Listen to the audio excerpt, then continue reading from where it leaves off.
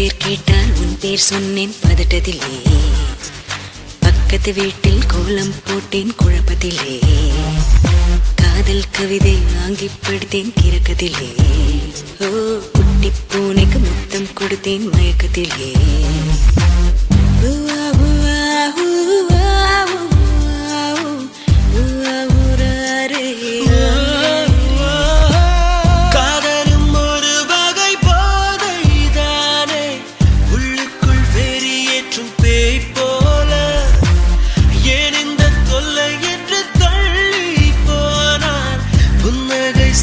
கொஞ்சம் தாய் போல உடல் கொதித்ததே, உயிர் மிதந்ததே.